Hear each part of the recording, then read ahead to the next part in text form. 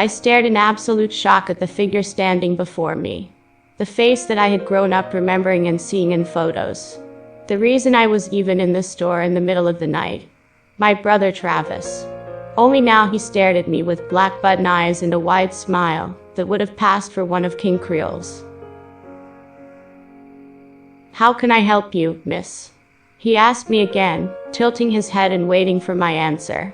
I wanted to try and scream at him that it was me, the whole reason he had sacrificed himself. But now all the air escaped my lungs, and I wasn't able to so much as make a noise somewhere between a gasp and a squeak. "She said she was looking for a wish," John said, breaking a silence that, while only lasting a few moments for them, felt like it had lasted 6 hours for me. Travis looked over at the store clerk and nodded, giving a nose exhale that I guess was a laugh, and looked at me. "Is that so? It must be important if you're in here this late." Travis chuckled, staring at me again and waiting for me to gain the ability to speak again. Looking him up and down, he wasn't dressed like King Creole. He had ditched his red tie and was now in a much sleeker suit. He looked like the textbook definition of a suave man in a suit. I finally managing to blurt something out, realizing I had dropped Tempe, I quickly bent down and picked him up, squeezing him to my chest for some kind of comfort and maybe even some protection from this stranger that looked like Travis. "I didn't expect you to be here, Travis," I finally managed to tell him. It seemingly caught him off guard as he raised a brow at me. "Really? Well, who exactly were you expecting? A ghost? Maybe Lucifer?" He snickered, looking down at me with a humorous grin. I took a deep breath and held his button-eyed gaze with my own. But he still seemed to not remember me. It did make sense. At this point he hadn't seen me in a whole decade. And I wasn't exactly the sweet little abused girl I used to be. "I was expecting to see King Creole," I told him after a bit. He was really caught off guard with that, looking around the shop like just mentioning the Voodoo man would cause him to appear before us. But soon he let out a strained chuckle and stared at me for much longer and with a changed expression. "He isn't really available at this time, but I would gladly take a message," he said with a smile. I stared back at him with a blank expression and took a deep breath, thinking over what I was even going to say. John meanwhile cleared his throat, pulling both of our attentions over to him. "Do you two know each other?" he asked, causing Travis to stare back at me and try and rack his head over who I even was. Like that thought had never passed through his head. I nodded at John, which really confused Travis. "Tell King Creole, little Miss Olivia says hi," I told him, turning around and heading to the exit of the shop. I didn't get that far before a hand reached out and grabbed me by the shoulder. I let out a surprised shriek as I was suddenly turned around and was face to face with Travis as he glared at me. I shook but soon matched his gaze to the best of my ability. "Oh, Olivia," he finally said, having at last figured out who I was. I nodded and offered him a peace sign with my free hand. I watched as he stared at me for a good while, a look of worry and remembrance on his face as he gripped me. Then suddenly that expression was changed to a smile that slowly grew across his face and stared at me. "Sir, are you okay?" John asked, probably just as creeped out as I was. Travis looked over at him and then at me, grabbing Tempe from my hands and tossing him to John quickly. Before I could even scream out for my doll, he grabbed me by the throat and began squeezing. I choked and coughed, grabbing him by the wrist and trying to wrench myself free. "John, be a good boy and hold on to that doll. And close up shop while you're at it. I'm closing up for the night," Travis gleefully said as he yanked me to the floor and started pulling me towards the office by my throat. It felt like at any moment he would tear my throat out with how hard he was holding me. He threw me into the office and slammed the door behind him as he entered the office. I wasn't able to do much except cough and gag. doing my best to fill my lungs up with oxygen. Travis walked around me and got a phone from his desk, holding the receiver from it and holding it up to his head as he waited. "Sir, great news. I have Olivia here," he said in pure excitement, nodding quickly as if Creel could see him. His smile just grew wider, and when he finally hung up, he was in pure joy. "Oh, I'm so happy to see you again, Olivia. How have you been?" he asked me, coming over and grabbing my wrists, quickly tying it up with threads. "Travis, stop this," I finally managed to scream out after all my coughs and gasps, thrashing around as he tied me up and slammed me into the wall. "I came here to save you. Why are you doing this?" I screamed at him, but he offered me a confused look. "Why would I want to be saved?" he asked me. I stared at him in horror as he said that. "I love it here. I'm my own boss and have my own clerk to boss around. Not to mention King Creel even taught me a few tricks of the trade." He chuckled, walking behind his desk and sitting down. Sure, in the early years when I first gave myself up to him, he was just a tiny bit mean and abusive. But over time I started to learn that there was a reason for that. And that reason was that he cared for me. And that he was only punishing me when I did something bad. He said as if it was the most obvious thing in the world. "Travis, he fucking brainwashed you. This isn't you at all," I screamed at him. As if that would get it through to him, that this wasn't the Travis that I had known as a little girl. This wasn't the Travis who I considered my brother. This was almost like another King Creel. "Isn't it? I certainly feel like me," he told me, shrugging as he rubbed a chalk-white hand through his brown hair. He watched me struggle through my binding and couldn't help but snicker at my struggle. A million things were going through my mind as my world came crashing down. "Sir," came John's panicked voice, pulling both of our attentions over towards Travis's office door. "The doll fucking stabbed me, and now I can't find it," he called out. The sound of frantic searching and struggle coming from the other side of the door brought a hopeful smile to my face. "That stupid doll," Travis muttered angrily, standing up from his chair and heading over to the door, opening it up and really getting angry now. "What the fuck did you do to my fucking store, boy?" he shouted at John, walking out of the door and slamming it closed behind him. Taking that opportunity, I quickly reached into my bag and started fishing through it, smiling when I found the pocket knife. Pulling it out and using my teeth to pull the blade out, I carefully flipped it around in my hands and sliced through the threads. Just as I got through the threads, something suddenly fell into my lap. Looking down in fear, I let out a huge sigh of relief when I saw it was Tempe. He stared up at me with a look of anger. "Look, I get it. But how was I supposed to know he would be like this?" I asked the doll, picking him up and holding him close as I quickly stood up and looked around the office, going over and locking the door.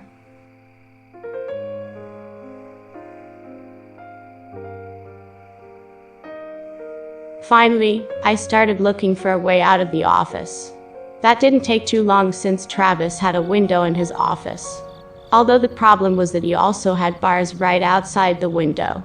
You'd think that someone who had been a prisoner for so long would at least have a regular window. My thoughts of escape were interrupted by the quick twisting of the doorknob. "Olivia, open the door. This isn't going to go well for you if you continue to resist," Travis told me, sounding like a frustrated parent with a disobeying child. He continued to try to open the door. Looking over to his desk, I noticed that he had left a key on the desk. Well, that was one thing going for me. As he continued to try and open the door, I kept thinking over how to get out of the situation I had gotten myself into. Finally, I went towards the window and opened it up, trying to tug on the bars and seeing how strong they were. There was definitely no way I was going to get through them like that, so I looked down at Tempe. "Any ideas?" I asked the doll, hoping for him to have some kind of idea. He took a look around the office and pointed over to the desk. Following his little stump, I walked behind Travis's desk and took a look down behind it. There wasn't anything there except for a sewing kit. Well, that wasn't going to help unless Travis and I wanted to make some arts and crafts. Well, that didn't work. I sighed, sitting Tempe on the desk and sitting down on Travis's chair. Tempe kept pointing at the desk, however. I sat up in the chair and opened the desk drawer, and quickly held my mouth closed to keep myself from vomiting. Staring back at me in the drawer were dozens of loose eyes, some that were squished, and others that were pristine and looked almost fake. I quickly shoved that drawer closed and stared at Tempe in anger. He looked up at me and kept pointing down at the desk. I really wanted to flick him in the face, but I dared to look through a few of the other drawers. "Okay, Olivia. Open this fucking door right now," Travis shouted from the other side, slamming his fists against it, and still trying to get through it. I paid him no mind and opened up the next drawer and looked down at its contents. Staring back at me in this drawer was a small doll. Raising a brow at that, I picked it up from its little home and stared at it. It was another template doll, but unlike Tempe, this one was a real template. Just a normal voodoo doll. "You want me to make a voodoo doll of Travis?" "Tempe, I don't think we have the time for that," I told him, sitting the doll on the table next to him. He looked over at it and shook his little head. I racked my head trying to figure out what Tempe wanted from me, until I finally figured it out after looking back and forth between the two of them. The doll looked exactly like him. Picking Tempe up quickly, I shoved him into my backpack and picked up the other one. Walking over to the door and taking a deep breath, I opened it up, and was nearly punched by Travis as he was about to pound on the door again. Silently, I handed over the fake Tempe and hoped that Travis wouldn't notice. He grabbed the doll from me and panted angrily as he clearly wanted to hurt me in some way. Instead, he simply shoved Tempe into his coat pocket and grabbed me by the hair. I let out a shout and had to hold myself back from using the pocket knife right then and there. He tossed me to the ground and gave an angry huff. "You aren't the sweet little girl you used to be anymore," he chuckled, wiping his mouth angrily. I looked up at him and gave him an angry stare to match his own. Our staring contest was interrupted by John, who was awkwardly trying to get to the front door. We both looked over at him, and he quickly froze. "Can I leave now, sir?" he asked Travis, looking over at me before quickly breaking eye contact with me. Travis seemingly thought it over and nodded after a bit. That was all John needed as he quickly exited the shop, and once he had closed the door, I watched as he ran off at a full sprint. Travis turned his attention back to me and gave out a long sigh as he went behind the counter and pulled the seat out. "Sit down," he ordered from me. I carefully took my seat and made sure to keep a good distance from him. I looked at him, and his undead body gave me a sense of dread and sent chills all over my body. His chalk-white skin contrasted harshly with the bright red circles that dotted his cheeks, and it all just made me feel uneasy. But I swallowed it and thought back to my childhood, where I wasn't even so much as unnerved by the looks of Creel of Travis. "You really aren't the same Travis," I finally told him. Staring at him, and taking a deep sigh, he looked over at me and chuckled. "I don't know what you're talking about, Olivia. This is who I am," he told me, looking at me, and taking the fake Tempe out of his pocket, and tossing it onto the table. King Creel helped me see that I was meant to be like this, that I was better off being his assistant. Better off just listening to whatever he says, he said with a dreamlike smile. A little giggle came from his throat. And the day he let me off of the strings, I didn't even want to run. All I wanted to do was to make him proud. I felt sick to my stomach listening to him. It was like talking to someone with battered wife syndrome. "What a bunch of bullshit," I told him, really catching him off guard. The very notion of me being old enough to swear had seemingly caught him completely off guard.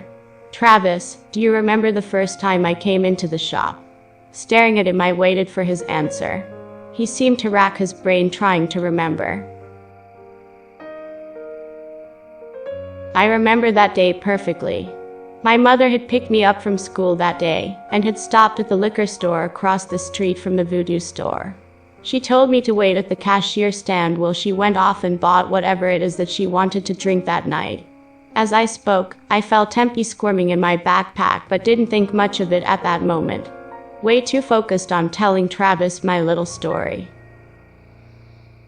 As I stood there waiting for her, I turned and saw that Voodoo shop. I couldn't really read the sign well, but I knew what the little sign under it said. Free wishes. Bright-eyed me threw caution into the wind and went to the store by myself. The feeling of crossing the street all by myself was enough to make me feel like I could handle anything in the store. I remember. Travis let out a tired chuckle. His face seemed to age slightly as the memories seemed to flood into his head. He looked over at me and offered a more genuine smile than any he had offered me since I had entered the store. When I took Alexandra home that day, I didn't let her go for even a second, which got me in big trouble when I brought her to the dinner table. That was the last straw for my old mom. She grabbed Alexandra and threw her out of the window. And when I tried to stop her, I said, curling up slightly in the chair I was sitting in and looking down at the floor, I went to bed with lots of bruises and cuts that night. Travis said nothing as I took a few moments to compose myself. Remembering everything that my biological mother had done to me always caused intense anxiety and an overwhelming sense of fear. But I still went on with it, noticing that Travis seemed to be hung on my every word. After I was able to calm down, I continued. When I woke up, I fully expected to have lost Alexandra to some stray animal. So I carefully exited my bed and went to the kitchen. Except something was really off. Because instead of a soggy bowl of cereal waiting for me, there was a stack of pancakes waiting for me. My mother had never cooked me anything close to a real breakfast. And to wake up to a stack of pancakes was like seeing a unicorn out in the wild. I'm so glad you're awake. Those were the first words Alexandra had said to me. She was at the stove still making pancakes. She was wearing the same big black dress that she had worn as a doll. And in my childlike brain, it was like a fairy tale come true. Those pancakes were the best thing I had ever eaten. Needless to say, my mother was not too happy to see a random British lady in our house. Before anything horrible had happened, though, she started coughing up fluff. So she ran out of the house and left me with Alexandra, my new mom. I said with a smile and a chuckle. Looking up to Travis, I saw that he was nodding to himself. He was starting to remember a few things clearly. I remember that. She turned into a doll before my own eyes, and I gave her to you. Travis nodded. Those button eyes, while not telling me much about what he was thinking, did at least tell me that he was clearly not looking at me. He was in the middle of a 1,000-yard stare. She's been the greatest thing that ever happened to me. Travis, you don't need to serve an abusing murderous monster like Creole. I just want you to come home and be with us. I told him, still hoping for something of the old Travis to be in there. He looked over at me, and then down at the floor, and let out a soft giggle. Oh, Livy. Poor sweet Livy. I like it here, he told me, walking over to me and stroking my head, causing me to shiver and stand up quickly from the chair and back away from him. I'm not a good person, Livy. I helped cover up the murders he did. I did a few of my own. I murdered my own parents. I almost murdered you and Alexandra. I am not a good person, and I deserve to be here, he said with a smile that sent pure dread into my body.